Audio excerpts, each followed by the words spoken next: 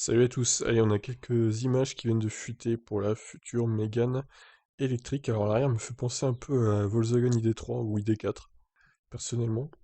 À l'occasion d'une conférence de presse, Renault a présenté de nouveaux détails sur la Mégane Crossover, baptisée Mégane E-Tech électrique. Le constructeur a notamment dévoilé un bout de carrosserie avec le nouveau logo.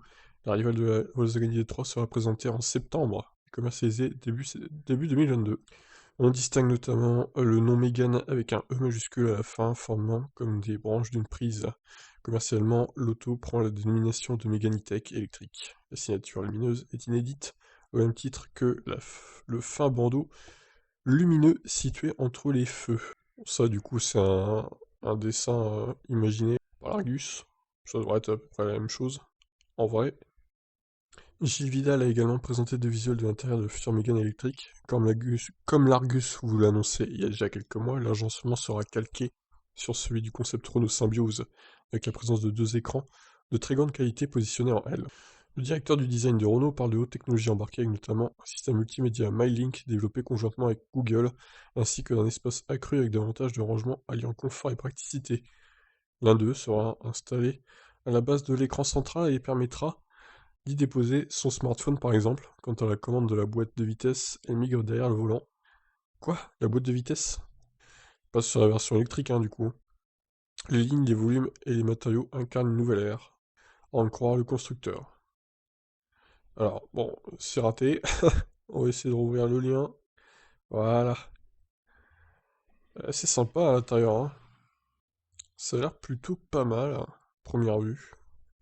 Alors, on a une autre image là de l'écran en face du volant. 4,5%. J'imagine que c'est ce qui reste dans la batterie. Avec power, charge. Et puis la petite Mégane, hein, comme la Zoé d'ailleurs, quand on voit la nouvelle Zoé, hein, c'est pareil, elle est sur la route et tout, avec le suivi de ligne. C'est exactement la même chose. Oh, ça a l'air pas mal. Ça, c'est ce qu'avait révélé l'Argus, du coup. Effectivement, ça a l'air d'être à peu près ça.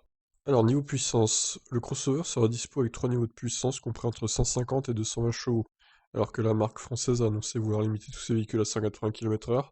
Cette compacte électrique ira encore plus loin et sera bridée à 160. Deux capacités de batterie seront proposées au lancement, une troisième sera lancée ultérieurement. Il y aura donc 40, 60 et 87 kWh. Alors je ne sais pas lesquelles seront dispo au lancement, les batteries. Est-ce que ça sera la 40 de la 60 ou est-ce que ça sera la 60 de la 87? Alors je dirais que 40 kWh pour une Mégane c'est quand même pas terrible. Je suis pas sûr que cette version soit beaucoup vendue. 87 par contre c'est quand même pas mal du tout. Mais par contre elle sera chère, hein. Celle-là je pense que ça va piquer niveau tarif. Fabriquée à partir du mois de septembre 2021 dans l'usine de Douai, dans le Nord, la nouvelle Mégane électrique rejoindra les concessions en début d'année 2022. Elle sera révélée à l'occasion du salon automobile de Munich, du 7 au 12 septembre. Voilà ce qu'on pouvait dire pour cette Mégane électrique qui sera révélée donc en septembre prochain, plus que quelques mois à attendre. Voilà, bah je vous laisse réagir. Ciao.